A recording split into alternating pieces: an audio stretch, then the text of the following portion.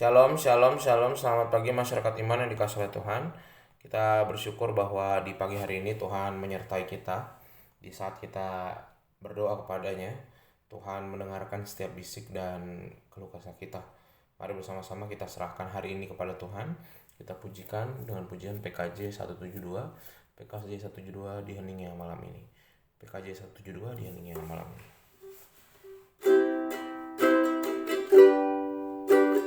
Di heningnya malam ini,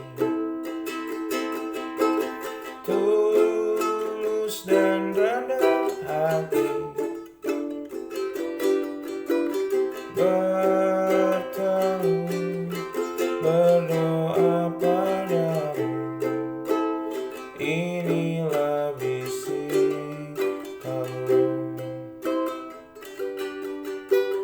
Apa yang aku miliki, tubuh dan jiwa ini, ku serahkan hanya padamu, kurban persembahanku. Walaupku berdosa, walau ternoda, tetapi darah yang kuduslah sucikan diriku,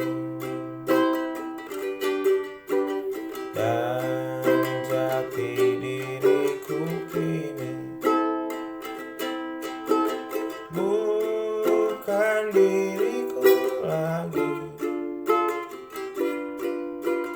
melainkan Kristus Tuhanku hidup dalam diriku.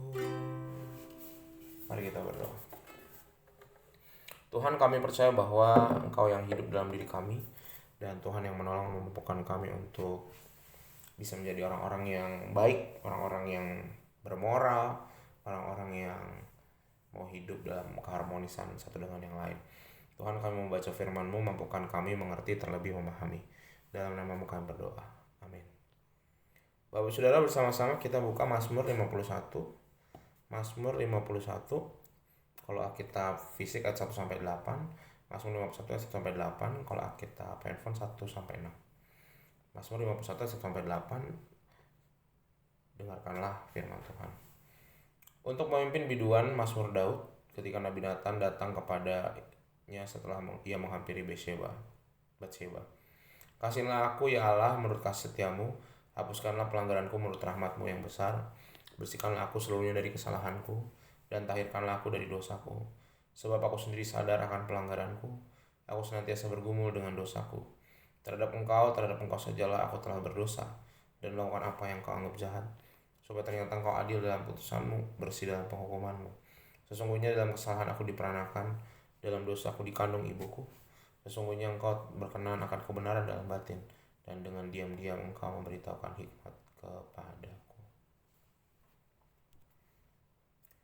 Bapak Saudara yang dikasihi oleh Tuhan, Alkitab itu memang merupakan sebuah cermin yang besar bagi manusia di sepanjang zaman. Dan rasa-rasanya semua yang terjadi di masa lalu juga terjadi di masa kini. Betapa tidak, contoh dalam kisah yang kita baca tentang Raja Daud ini, kita bisa melihat bagaimana kejatuhan orang saleh. Daud ini setia, kekasih Allah, tetapi dia jatuh dalam dosa perzinahan dengan istri seorang prajurit yang setia. Inilah bukti ketidaksempurnaan seorang manusia. Kita sama-sama melihat bahwa sesempurna-sempurnanya orang tetap ada salahnya. Jadi jangan pernah terbuai dengan kesempurnaan seseorang. Jangan, karena tidak ada manusia yang sempurna. Bahkan Raja Daud yang kelihatan sempurna juga tidak sempurna. Tapi yang menarik adalah di tengah-tengah ketidaksempurnaan Daud, dia tetap jadi teladan. Dalam hal apa? Kok bisa orang berdosa jadi teladan? Teladannya adalah dia menyadari kesalahannya dan mau kembali ke jalan pulang. Dan inilah dasar hidup orang Kristen, hidup dalam pertobatan. Hidup di dalam menyadari, mengakui bahwa dosa itu bukan main-main, bukan sembarangan, bukan sekedar yalah dosa kan kecil besar nggak masalah, nggak bisa dientengin. Dosa ya tetap dosa, dosa tetap melawan Allah, dosa tetap berarti mau keluar dari harapan Allah. Dan dunia ini menawarkan selalu yang terbalik dengan apa yang Tuhan tawarkan. Sehingga harusnya yang jadi mercusuar dan jangkar moral kita adalah tidak bukan adalah Kristus sendiri. Sehingga Bapak Saudara, ungkapan perasaan Daud setelah ditegur oleh Nabi Nathan, kata-katanya kasihanilah aku. Ini menandakan bahwa Raja Daud ini bukan cuma malu, tetapi dia menyadari betul-betul kesalahan dan dosa yang dibuatnya, dan membuat dia merasa jadi manusia nggak berharga gitu. Menginginkan semua hal, punya semua hal, tapi ketika melakukan dosa jadi nggak berharga, tidak berpengharapan. Sehingga Daud mencoba untuk senantiasa datang kepada Tuhan, menempatkan dirinya dalam sisi yang terbatas, dan menyadari bahwa Daud tidak bisa ngapa-ngapain tanpa Tuhan. Sehingga Bapak Saudara, apa yang dilakukan dan terjadi pada Raja Daud, bahkan apa respon Allah kepada Raja Daud, bahkan sebelum dia minta ampun pun Allah sudah berbelas kasihan kepada Daud. Dan bukan hanya dosa Bapak Ibu Saudara, ketika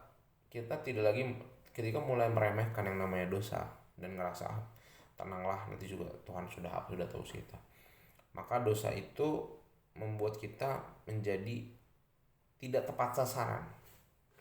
Dosa itu membuat kita tidak mampu mengikuti sasaran yang Tuhan harapkan. Sebuah pemberontakan kepada Allah dan suatu yang tragis dan najis. Sehingga dengan kata lain, dosa adalah sebuah tindakan manusia untuk menetapkan nilai-nilai pada dirinya bukan karena Allah. Dosa dipersonifikasi menjadi sebuah kekuatan. Manusia akan selalu kalah karena pada dasarnya manusia itu sudah rusak total. Tapi Bapak Ibu Saudara, bersyukur sekali Tuhan Yesus hadir di dunia, menempuh dan menebus kita dari segala dosa, dan mencatat bahwa bukan cuma Yesus dan juga Raja Daud, kita semua diundang untuk masuk dalam karya Allah. Pertobatan itu sebagai bentuk masuk dalam karya Allah. Daud tidak ingin lagi melakukan dosa yang sama, sehingga dia mengejar hikmat dan mengejar kemuliaan dan memuliakan Tuhan. Sehingga Bapak Saudara, mari sama-sama kita menjadi orang yang juga berjuang untuk firman Tuhan dan senantiasa berkarya baginya. Tuhan memberkati kita. Amin. Mari kita berdoa.